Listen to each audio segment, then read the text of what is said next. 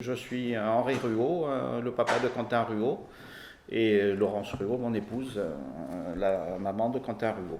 Quentin Ruot décédé le 2 juillet 2018 lors d'une sortie baignade organisée par l'IEM de Talence. Quentin était un garçon épileptique, donc il avait un statut de handicapé. Donc il était à l'IEM de Talence en tant qu'interne depuis 2015, depuis 3 ans. Donc il a participé à cette sortie. Il s'est baigné. Il y avait 5 éducatrices spécialisées lors de cette sortie qui étaient là normalement pour le surveiller. Ils ne l'ont pas surveillé, il s'est noyé.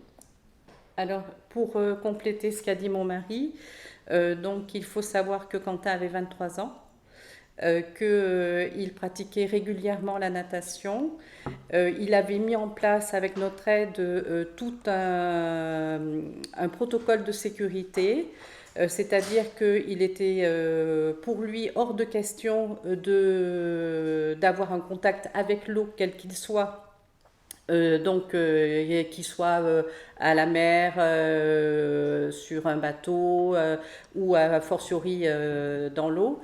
Il était hors de question pour lui de se baigner sans une surveillance individuelle.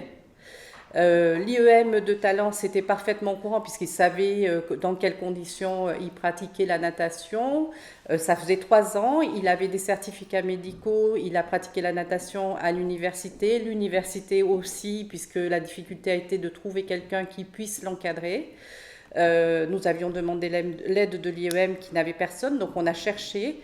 Ça a été tout un échange avec le personnel de l'IEM, les éducatrices spécialisées, la direction, l'adjoint de direction, le responsable de la vie scolaire et quotidienne, les infirmières, le médecin, tous les jeunes, tout le monde savait qu'ils devaient pratiquer la natation sous une surveillance continue. Active, Et en fait. voilà, tout à fait, il ne fallait pas le quitter des yeux, parce que c'était... donc là, nous avons tout fait pour ça, Quentin aussi, donc... à quel moment aurait-il pu s'imaginer que dans ce contexte-là, qui n'était pas une sortie entre copains, c'était quelque chose de vraiment organisé par l'IEM et de gens qui savaient quel était le protocole à mettre en place pour que justement il ne puisse pas jouer sa vie. Ils ne l'ont pas fait, c'est pour ça que nous sommes désespérés, furieux, de voir que malgré tout cela, à l'heure où on est maintenant, donc après 2 ans, nous n'avons rien de nouveau. L'instruction est ouverte, mais par contre, les éducatrices exercent toutes leurs fonctions, n'ont eu aucun blâme, ne reconnaissent pas les faits, mentent. Il y a donc tout un tas de personnes à l'IEM qui n'ont pas été interrogés alors qu'ils savaient tous.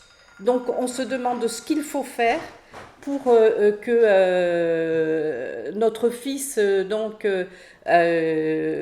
puisse reposer en paix et que nous on puisse avancer dans notre travail de deuil, parce que tout le monde a les éléments, tout le monde sait qu'il devait avoir une surveillance individuelle.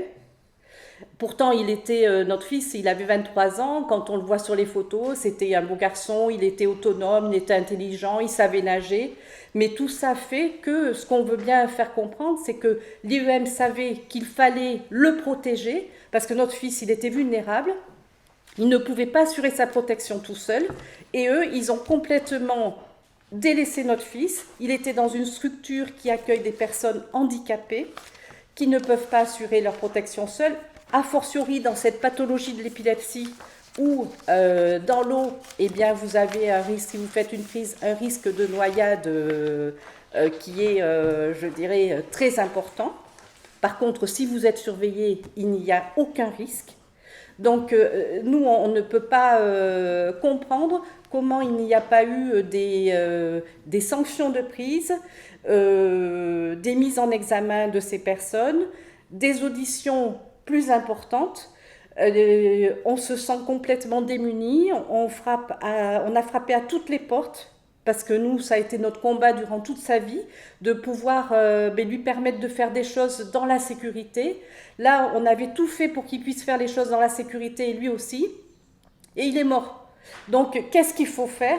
Qu'est-ce qu'il faut faire pour que ces personnes qui continuent, pour certaines, à œuvrer dans le secteur du handicap, pour essayer de protéger ces personnes qui sont vulnérables, qu'est-ce qu'il faut faire pour qu'elles arrêtent, ou pour qu'au moins elles avouent, oui, là, je savais que je devais surveiller Quentin et je ne l'ai pas fait.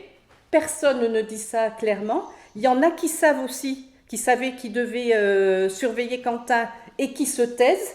À l'IEM, vous avez les infirmières, le médecin, vous avez l'adjoint de direction qui n'est plus actuellement en place, le directeur, vous avez aussi les éducatrices évidemment, vous avez le responsable de la vie scolaire et de la vie quotidienne et de la santé. Tous ces gens-là, ils sont tranquilles chez eux, avec leur famille, et ils vivent, ils coulent des jours heureux. Et nous, notre fils, il est parti, il avait 23 ans, il avait envie de dévorer la vie et il n'est plus là.